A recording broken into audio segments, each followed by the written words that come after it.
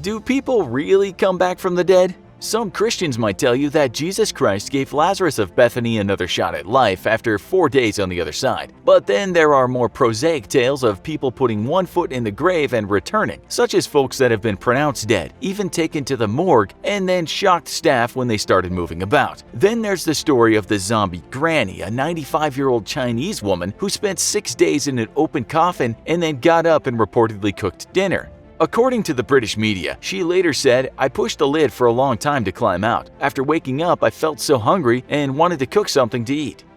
So there you go. People do come back from the dead, even though they were wrongly pronounced dead. Today we have a tale for you that has a slightly different slant. A story of a man who everyone thought was dead, truly believed he was a goner, and then he almost caused his friends and relatives to have a heart attack when he just appeared on TV. They had said their goodbyes, tearfully mourned for him, and then just like that, he was alive. Let us explain.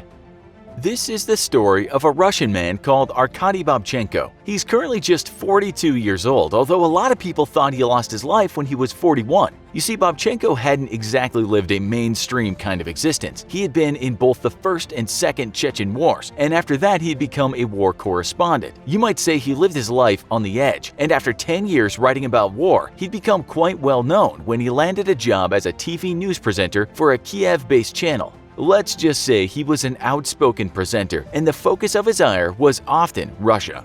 And so you could say that a lot of people were shocked when they turned on the TV and saw that he had been brutally murdered. The date was the 29th of May 2018. In fact, it made global news, as did the gruesome photo of him lying face down in a pool of blood. If you look at that picture, you can just about make out 3 bullet holes through the back of his sweater. The Guardian picked up the story right away, stating murder thought related to prominent journalist's work following threat that caused him to leave Russia in 2017. Apparently, he'd gone out to buy bread and on returning home had taken 3 to the back. His wife found him on the floor with blood seeping underneath him. We're told this brave journo had been very critical of Vladimir Putin, which might have made him a marked man. He had said himself that he no longer felt safe in Russia, and that's why he had gone over to Ukraine. His death was believable too, since other journalists of Russia had been shot and killed in Ukraine in recent years.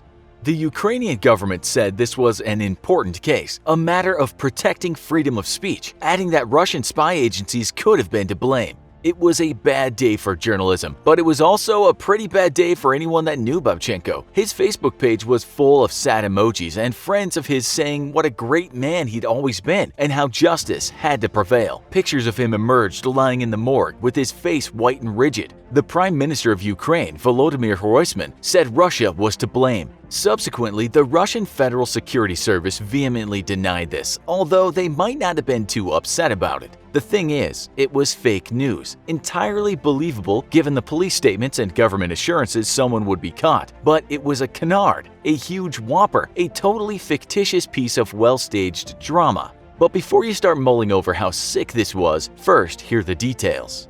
The blood people saw that was plastered all over the world's press was in fact pig's blood. That pallor of his dead face in the morgue was merely a matter of makeup. Those authorities that had pledged to catch the culprits were in on it. The whole show had been the creation of the Ukrainian secret police. What were they up to? Time magazine says the entire setup had been to catch the assassins that had been sent from Russia to kill Babchenko, or the Ukrainian security service at least thought it would expose them. According to them, Babchenko was indeed a marked man, and it was not just Russians inside Ukraine that had taken on the contract to take him out, but Ukrainian war veterans had also said they would assassinate the journalist for the right price, according to those security services.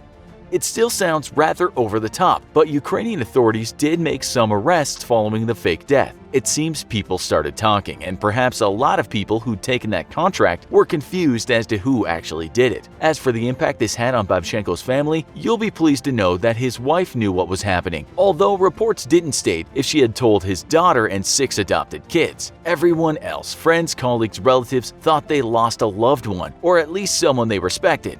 And then on May 30th, he came back from the dead, turning up at a press conference that was about his own murder. To say people were shocked is an understatement. His own family members were likely over the moon but less than impressed with the stunt. Some of his colleagues were reportedly furious, his Facebook fans utterly perplexed.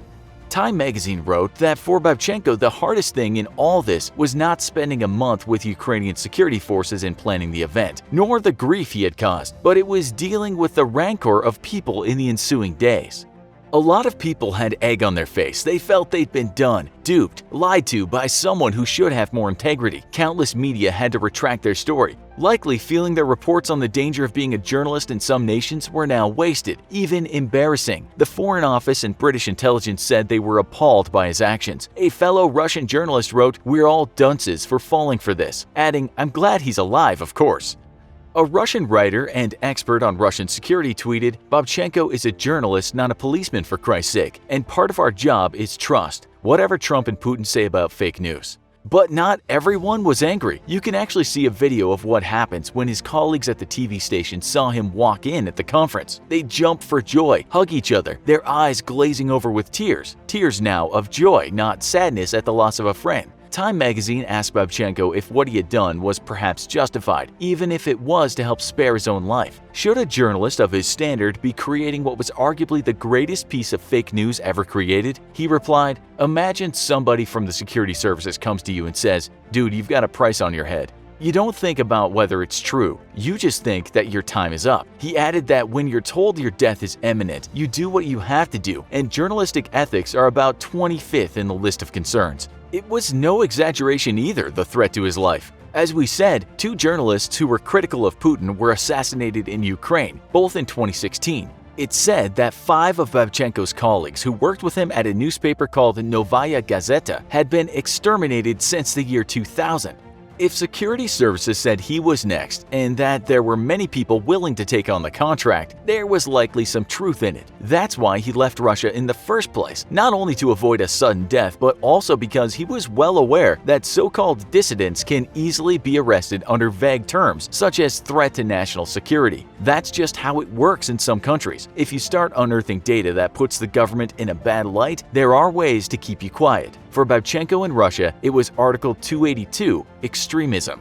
But then the Ukrainian security forces have been censured by many global organizations for not being overly reliable at times, and have been accused of using torture, kidnapping, silencing journalists themselves, and committing all other manner of human rights violations. Was all this a big charade to add more dirt to Putin's Russia? With this in mind, some journalists have said Babchenko might have been a pawn used in an information war.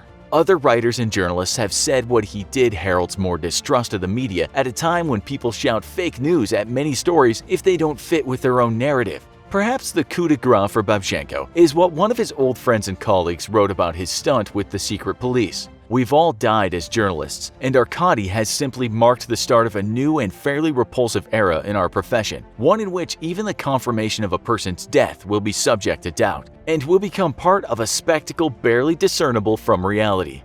This probably hit Babchenko hard, and he said months after his quasi-resurrection that he was still coming to terms with what happened. He now lives in a safe house, as the secret police still say assassins are lurking. If he goes out, he has to be with bodyguards, and he has been told he's forbidden to grab a bite to eat outside or take a stroll in the park if his family are with him. Even his best friends and some close family members don't know where he resides.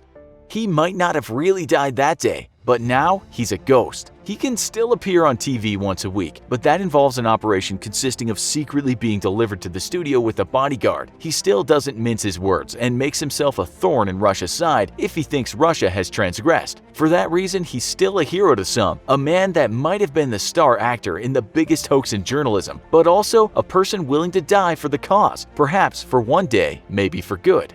So what do you think about all this? Did he do the right thing? Has he jeopardized journalism? Or do you think he just did what he had to do? Tell us in the comments. Also, be sure to check out our other show, Man Got Lifetime in Prison for Making a Website?